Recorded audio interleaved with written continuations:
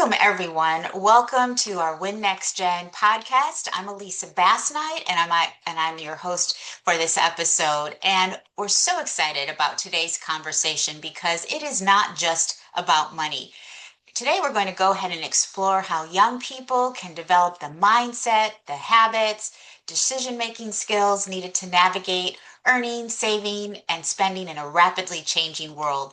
So I'm excited to welcome our guest for this episode, Laura Davis. She is a financial advisor and she's the author of Earn, Save, Spend. And so welcome, Laura. It's so great to have you here this evening. Thank you so much, Elisa. I really, really appreciate the opportunity to talk with your audience. Great. Well, we're excited to just dive in.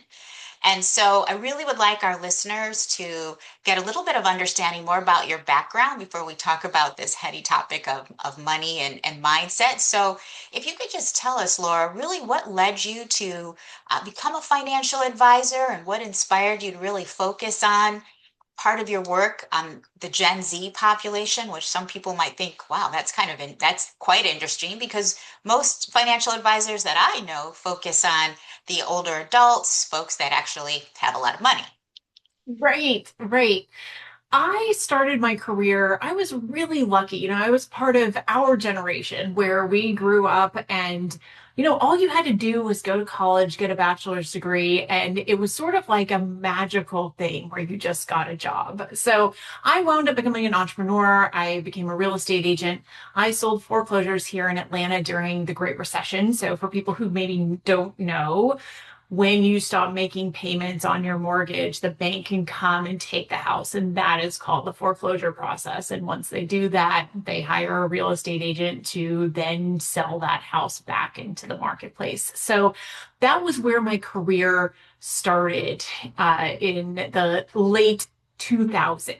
So I'm aging myself here, but we know what we're talking about. So during that time, I got a firsthand look at what the lack of financial literacy did to real people, not knowing about laws, not knowing that they needed to save, not knowing how to save or where to save or even that small amounts of money over time can really create large outsized results.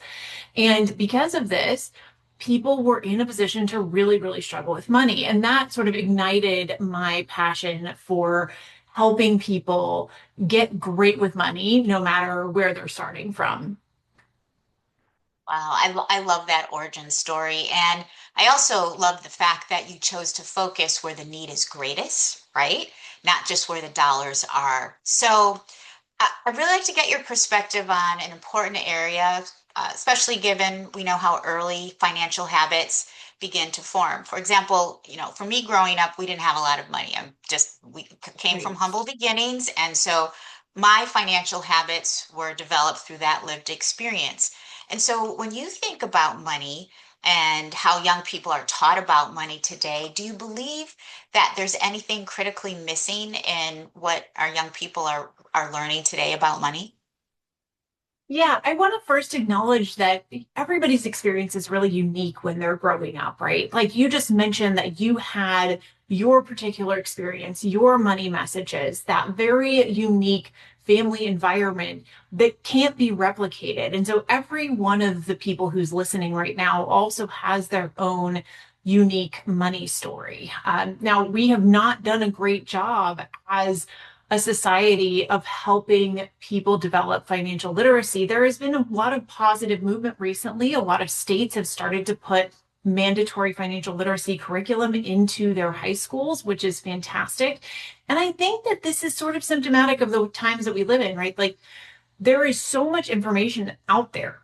All the information that anybody needs is out there. I think where we really fall down is helping people simplify, understand exactly where to go, exactly what to do, because we could spend hours and weeks and months and years trying to find the information. But if you don't have a foundation and you don't know what questions to ask, it's really hard to then figure out how to do well, especially now when our wealth gap has never been wider, when kids who are graduated from high school and college have never had so hard of a time. I think the statistic came out this week that this is the hardest time that people have had getting a job in decades. So they're not only facing unique challenges, but also it's hard to prepare for this new and fast changing economy, which I know is your mission, and that's what you're doing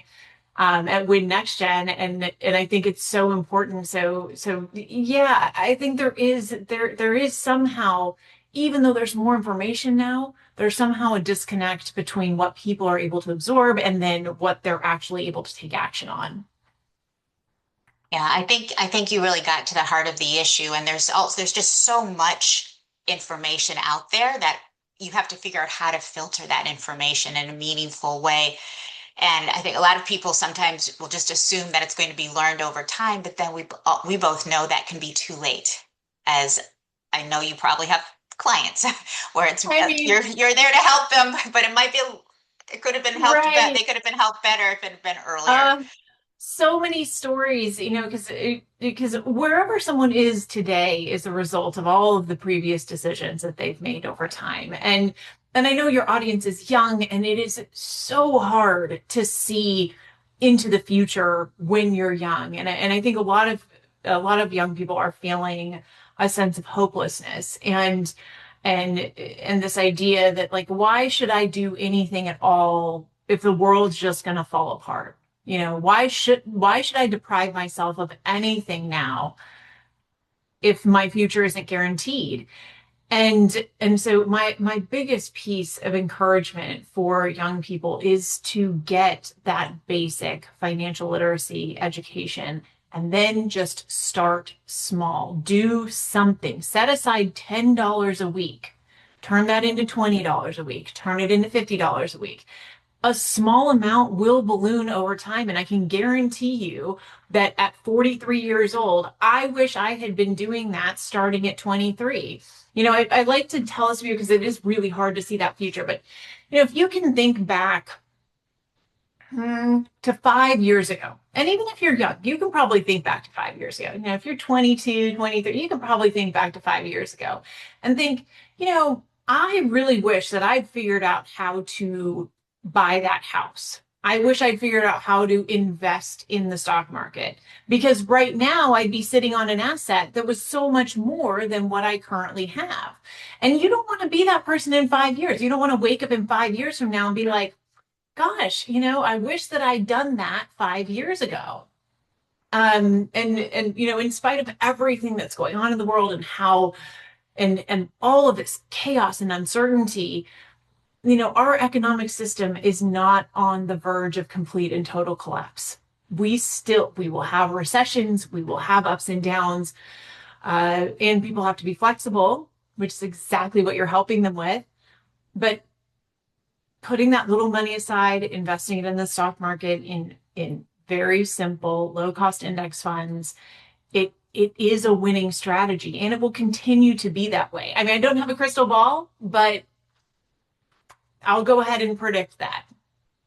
Okay, well, you just mentioned something low index funds, but before we get to low index funds, let's talk about just math, because I talk with a number of next gens, and I will hear, oh, I don't like math, or I'm not good at math. And many students learn math, but they don't learn about money. And so why do you think financial confidence is still so low, Laura, amongst our young people?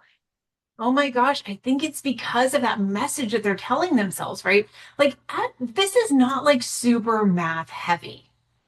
It's just not. Okay. They're like addition and subtraction, and then you pull out your compound interest calculator online. Like, you don't have to have an HP 12C or an abacus or some crazy, like the math is not the hard part, right? It's what we tell ourselves is the hard part, which is why we don't move forward. The hard part is behavior.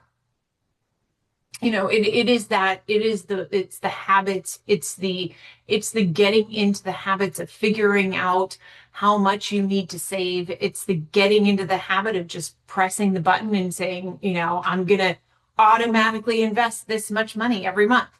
Right? It's the getting started that is so hard. That really is the gap. It's not, we Okay. can tell ourselves it's math, but I listen, I figured out the other day I didn't take a single math class in college. Did you hear that, everyone? This certified financial advisor did not take a single math in college. I Yet didn't you take a have single passed math all of class the in tests college. and the certifications needed to become a certified financial advisor, one that That's right. clients And pay and to help them with their financial challenges. So that's that's right very because helpful to yeah, know. because it's not about math, right? It really isn't. It's about decision making. Mhm. The other thing that I wanted to mention is that we are living in this age of extreme amounts of messaging, and like I don't know if you remember this, Elisa, but back in the olden days when they had like Lifestyles of the Rich and Famous on TV or MTV Cribs, like when you looked at that, there was a separation between what we thought that we could have and what the extraordinarily wealthy people have. And now it feels like the only way to be a whole person is to afford these things that really wealthy people have: the purse, the car, the vacations, the houses, right? And this is such a detriment because it really doesn't speak to what our value system is as individuals. And again, no two value systems are alike. But one of the things that I really like to encourage people to do is really sit and think about what their value system is. And this is a simple exercise. Like when you're about to spend some money, just think to yourself, like, is this getting me closer to the person that I want to be? Or is it getting me further away? Like, I'll give you a real simple example. You go to the grocery store, right? And you're like, well, I could spend $6 on this bag of salad, or I could spend $6 on this bag of chips. Like, which one am I going to do? Does the bag of chips, does that get me closer to the person that I want to be? Or do I want to direct my money to something else? Right. And there's no real right or wrong answer. I know there sounds like there's a wrong answer there. Like the chips are clearly the wrong answer. but but it really is, it becomes that fundamental for people. But it's hard work because it really takes understanding yourself and getting to know yourself, and being able to shove those messages that we're constantly fed away, and sort of digging in and saying, I'm not going to take that path because that path Right. doesn't actually wind up making me happy or secure or any of those things. Right. And I'll share a quick example because I was had to do a quick run to the grocery store before our episode here, and I needed to get some bagels. And the name brand that I typically buy, 4.99 for a pack of six. I never realized right around the corner in another counter was the store brand for 2.99 for the same cinnamon raisin. I'd never tried them, but I said, wow, I needed to buy two packs, so that would have been approximately $10, 4.99 times two, rounded up, $10. Yet I could get two packs of the store brand for $5 for the two packs. What could I do with that extra $5? A lot. And growing up, Right. that was, we were always, we had to find ways to save. And so that mindset that you're talking about is exactly what I wanted us to be able to get down and dive into around our discussion today, because you focused a lot, Laura, on how people think about money and why is mindset really more important than just knowing what to do. If that does that make sense around that Yeah, it mindset makes piece? so much sense. And I want to back up for just a second because I know that there's some people out there listening who are like, well, Elisa, what are you going to do with $5 extra? Right. But that's what I'm talking about. Like those are the little bits and pieces that add up over time, those very small amounts. Mm-hmm. compounded over time, really do create outsized results. Um, Agree. so yeah, what was your question? I'm sorry. I went So, back to years. oh, no worries. So it's really on this mindset that we're talking about Right. because people often tend to think about the money, but I think we're talking about it now is this mindset, right? Why is mindset important than just knowing what to do?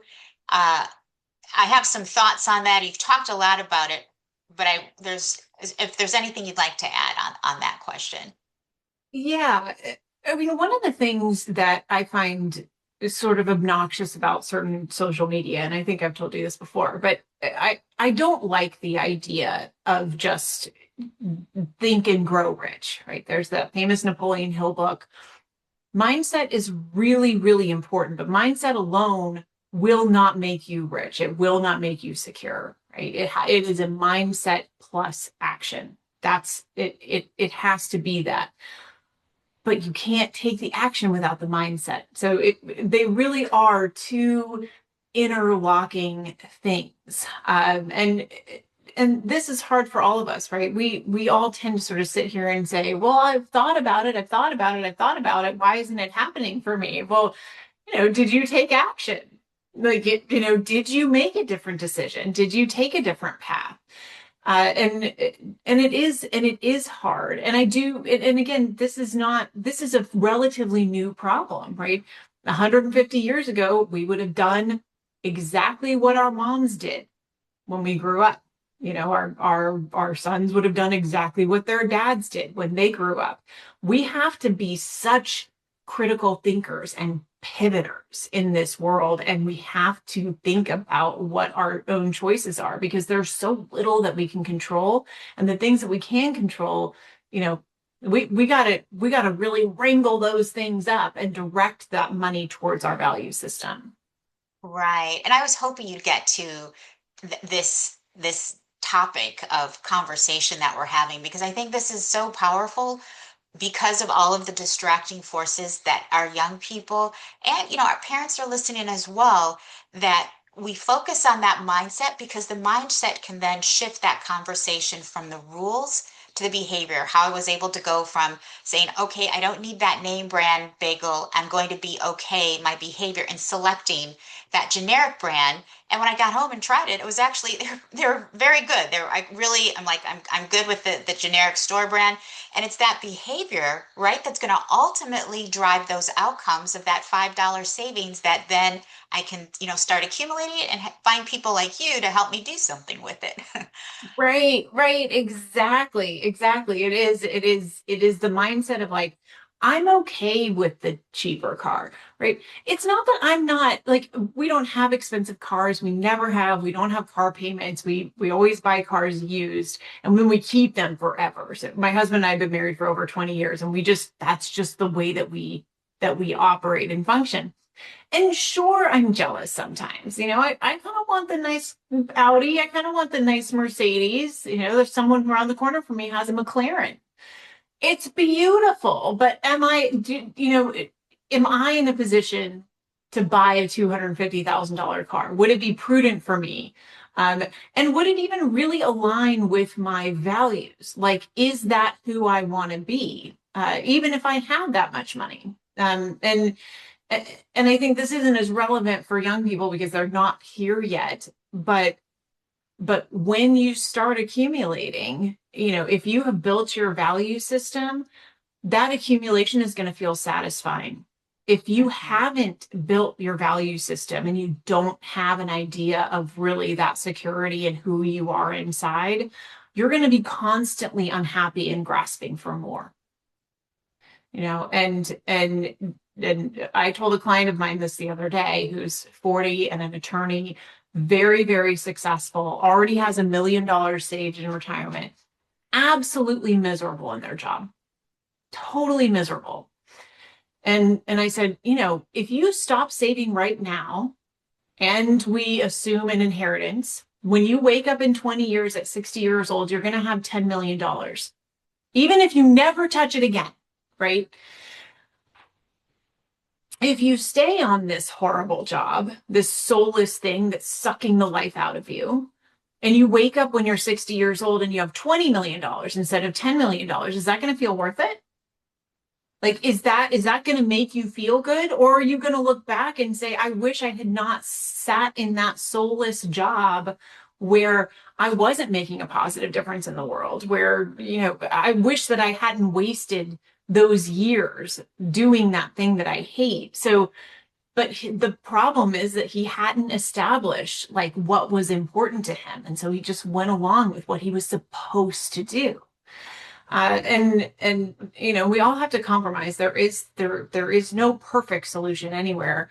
But I also like to caution people that if you don't have that conversation with yourself and you don't say, listen, like, what is important to me? How do I want my life to look? You could wind up waking up when you're older and wondering where your life went, and that really, and then what's the purpose of the money anyway? All it is numbers on a screen at the end of the day, unless you're using it to get you the life that you want. Right. And I think you hit on something so important is understanding what do you want your life to look like. And although, money, people may think, well, if you have a lot of money, you can use it for, all these extra fun things. However, we also have to think about the cost of when you do get old, the cost of retirement. And I know our young people, we're not going to be talking about retirement, but I do think that when they start having those conversations, because as a person who did work as a lawyer previously in a previous life, those high rewards, yes, there are long hours and things of that nature. As you retire, whether there's a 10 million or a $20 million difference, is you may have more opportunities to be able to think about your retirement from a healthcare perspective differently because of the cost of healthcare and all these other costs that once you stop working, you don't have the ability to finance. So 100%. And all I would those things. encourage, yes, and I would encourage all of the young people listening to make it a part of your value system to pay yourself first. Okay? Pay your future self first, because there, of course, there's a chance. You're always reading these things online about like, oh, well, my mom saved, for 40 years for retirement, and then she died the day after she retired.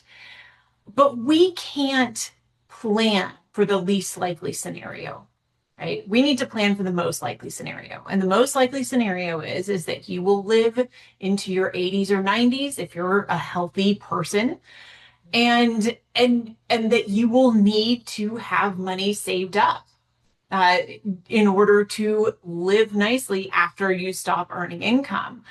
And so that's the scenario that we plan for. And that's where I think people really need to internalize, like, I'm just going to pay myself first, even if it's a little bit, because once you get into that habit, it really is you're paying you, Right. just the, Right. and simplify, try not to accumulate way too much stuff. Like, I'm even looking at my bookshelf back here. I'm like, this is like a third of my total books, or less, probably less than that, because that shelf used to be totally full. Why do I have all these things? Like, how many thousands and thousands and thousands of dollars did I spend on and I love reading, and so it is important to me. That is part of my value system. But the point is you got to think like, is all this stuff that I've accumulated, is it important? And anybody who's ever moved from house to house knows that they find that there's not everything's that important to them. So yeah, again, it's all about figuring out what is important to you. But again, I would absolutely encourage everybody that your own self should be part of your value system, right? Your own future should be part of your value system. Right, exactly. And I love how you talked about your love of books. And for our listeners who may not know, you also are the author of an incredible book that we'd love for you to share a little bit more about, your book titled Earn, Save, Spend. How do you think young people should think about those three concepts that you've authored differently than they typically do? Yeah, so I titled it Earn, Save, Spend in that order for a reason. Because you got to earn, and then you save, and then you spend. That it's just the simple order of things. The real reason why I wrote this book was because I work in my practice, I work with high net worth individuals, people who can afford to pay a fee only fiduciary financial advisor. That just means I always work in your best interest. I put your interests ahead of my own at every turn, right? Um, but there was a whole group of people who needed the same advice as I was giving my wealthy clients. And who could not afford it. So what I did was I took every question that had ever come in from all of my clients who really have kind of the same ish questions, over and over. And I put them all in this book. I hired the most incredible illustrator. The whole thing is illustrated with anthropomorphic animals. It's really easy to read. It's friendly. Um, I hope that it resonates. There was a point when I was a little tone deaf. I'll have to share this story with you real quick um, because I want people to know that I am paying attention. Right. So I originally wrote my first draft of this book in 2019, and times were very different, pre-pandemic, pre this massive inflation that we've had since then. Right. So things were different. So I had a line in the book at one point where I was like, why does it feel like groceries are so much more expensive? It's not like when you went to the grocery store yesterday, eggs had suddenly gone up by 50%.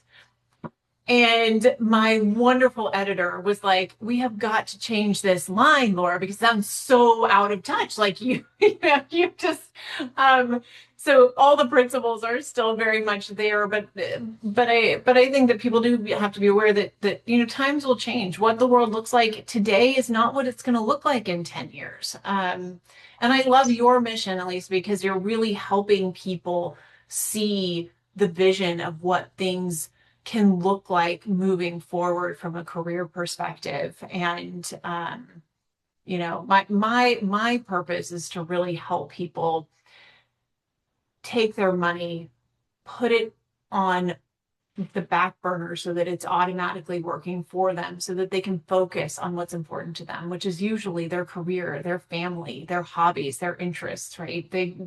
I don't want people to be stressed about money, because I want us to control what we can control, and then let the rest of it do the work for itself. So, Oh, I love that, Laura, and thank you for sharing that about Win Next Gen, because as you rightly said, we are here to prepare our young people for real world success, and a core element of that is having that perspective of how money and financial planning works in that entire process, especially given the fact, as you rightly mentioned, the world is changing significantly. So I encourage folks, if you have an opportunity to, you can find Laura's book online, Earn, Save, Spend. And it's something that we would love to have you come back and share some more of your findings as we continue to grow in our relationship with you. And as you, from our listeners who may not know, this is Financial Literacy Month. We are attired in green today to celebrate this month with Laura. And Laura, we're quickly actually just about out of time. So I'd love for you to, I know time goes by okay. when you're having fun, right? We're going to definitely have you back to, because this is never a never ending topic, is money. It And really isn't. There's always something new to talk there about, is, for sure. exactly. So until we have you back again, I'd love if you could give one piece of advice to our young people about money that they could carry with them for the rest of their life, or until they have an opportunity to reach out to you and ask some questions. Oh my gosh, that's so overwhelming because there's so many pieces. I'm going to give a piece of advice that I think is going to feel like it comes out of left field. Okay. Okay, I know this is Okay. weird. Uh, get a will and an advanced healthcare directive. If you're Okay. 18 and you're listening to this, make sure, if you're in college or if you've left the house, that your parents have an advanced healthcare directive for you. Because if something happens to you and you go to the hospital, they have no authority over you anymore. You are now an adult. So people think that they need an estate plan only if they're really rich. That is not true. The second that you're 18 and someone else needs to have responsibility for you if the worst should happen. And it won't, it's not going to happen. But I've seen so many times when people ignore this critical area of their financial life, they're like, oh, I'm too young or whatever. And then years pass and all of a sudden they're like 55 and they still don't have anything. And then something really terrible happens and they're not prepared. So if you're 18 or over and watching this, and I know a lot of you adults don't have this either, because only 49% of adults in America have an estate plan. So we all really need to get on that to protect the people that we love, because that really is the most important thing. If you're younger than 18, gosh, to be that young again. I would just put, if you earn any money or if you get an allowance, I would just get into the habit of setting a small amount of that allowance aside. Just a little bit, 10% of it, and put that in an envelope or in a special pile or in an account or something that your parents have set up for you, and just get into the habit. Just that one thing. Just get into the habit of setting aside a little bit. And you older people can do that too. But get the advanced healthcare directive. All right, those are some great tips for everyone all around. And Laura, I just want to thank you for this conversation. I know we could go for hours on this because Totally. each one of these questions we could drill down in more. So we definitely want to have you back in the future. This was incredibly insightful. I know it's going to help a lot of young people and parents who may be listening and other folks who join our sessions. So thank you again. And we hope that for all of those listening, it's helped you think a little bit differently about money, about mindset, about habits and behavior. Thank you for joining us, everyone. We hope to see you at another episode of our WIN-NextGen podcast. Remember, together we can.